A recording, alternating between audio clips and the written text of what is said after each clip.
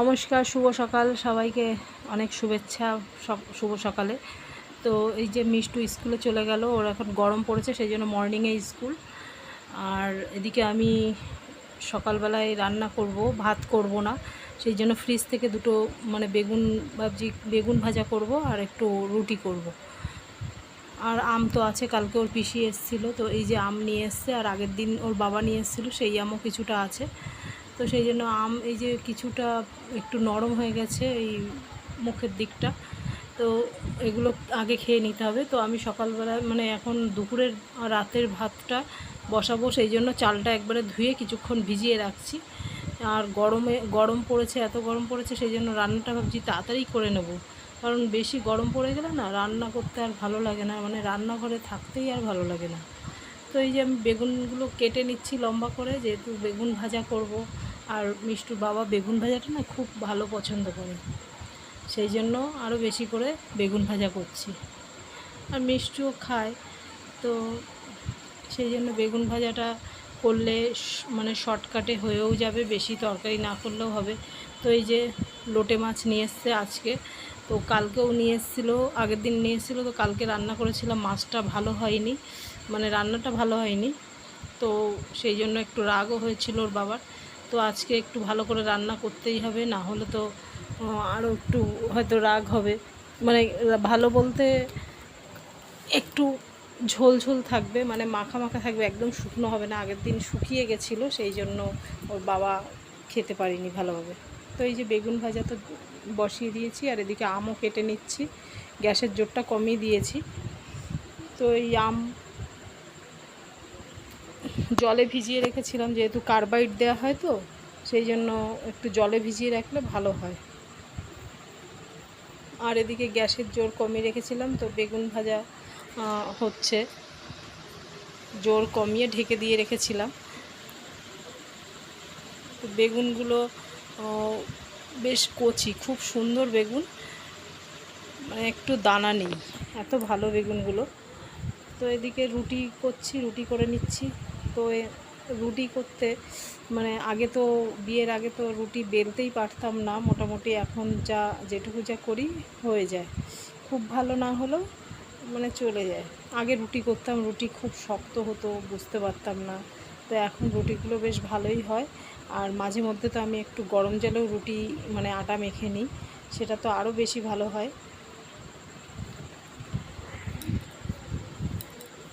তো এখন সকালবেলা রুটিটা করলে কি হয়, তাহলে আর দুপুরে আর রাতের ভাতটা করলে আর রাতের বেশি রান্নার ঝামেলা থাকে না। এই গরমে না বেশি ভালো লাগে না রান্না করতে, সেই জন্য ভাবছি একেবারে রাতের রান্নাটাও করে নেব। তো এখন সকালের খাওয়াটা হয়ে যাক। আর মিষ্টু তো স্কুলে গেছে, ওর আস্তে আস্তে 11টার সময় ছুটি, তো সেই জন্য আমি খেতে বসে গেলাম। আর ওকে টিফিনের টাকা দিয়ে দেওয়া হয়, ও স্কুল থেকে টিফিন খেয়ে নেয়। আর এদিকে কালকে রাত্রে যে তরকারিটা করেছিলাম ডাঁটা আলু কুমড়ো দিয়ে, ভাবলাম সেটা দিয়ে আমি খেয়ে নিই, বেশ ভালোই লাগছে।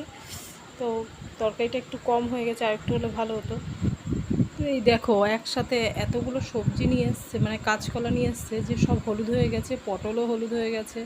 আর আমাদের ফ্রিজটা অনেক দিন হয়ে গেছে, সেই জন্য ফ্রিজটা বেশি দিন সবজি থাকে না, ভালো থাকে না। তো আপাতত এখন এই ফ্রিজ দিয়েই কাজ চালাচ্ছি, কারণ বাড়ি করলে তখন নতুন ফ্রিজ নেওয়া হবে, সব কিছুই নতুন হবে, সেই জন্য এই ফ্রিজটা আর এখন বাদ দিচ্ছি না। তো আমি সবজিগুলো সব কিছু কেটে নিচ্ছি আবার দুপুরে রান্না করার জন্য। তো আমি বেগুন ভেজেছিলাম, আর অর্ধেক বেগুন ছিল একটুখানি, তো আমি ভাবলাম যে লোটে মাছের মধ্যে দিয়ে দিই, বেশ ভালোই লাগবে খেতে। তো এই যে বেগুনগুলো আমি লবণ হলুদ মাখিয়ে একটু তেলে ভেজে নিচ্ছি, আর তারপরে তো আলু ভেজে নেবো, আলু একটা কেটে নিয়েছি। তো বেগুন ভাজা হয়ে গেছে, লাল লাল করে বেগুনগুলো ভেজে নিয়েছি। আর এবার ওই আলুগুলো ভেজে নেবো। আলুগুলো সরু সরু করে কেটে নিয়েছি। লোটে মাছে আবার আলু না দিলে একদম ভালো লাগে না, তো সেই কারণে এই যে লোটে মাছটা মানে আলু ভেজে নিয়েছি। আর এবার আর একটু কড়াইতে তেল দিয়ে দিলাম, দিয়ে তেলে একটু জিরে ফোড়ন দিয়ে দিয়েছি। আর এই যে পেঁয়াজ, দুটো পেঁয়াজ দিয়েছি মাঝারি সাইজে। তো পেঁয়াজ ভেজে নিয়ে আর এদিকে তারপরে আদা, কাঁচা লঙ্কা, রসুন বাটাটা দিয়ে দিলাম, দিয়ে ভালো করে মশলাটা কষিয়ে নিচ্ছি। আর এদিকে সব গুঁড়ো মশলাগুলো দিয়ে একটু জল দিয়ে দেবো, জিরে গুঁড়ো, হলুদ গুঁড়ো আর একটু লঙ্কা গুঁড়ো দিয়ে দেবো, দিয়ে একটু জল দিয়ে গুলে নেব।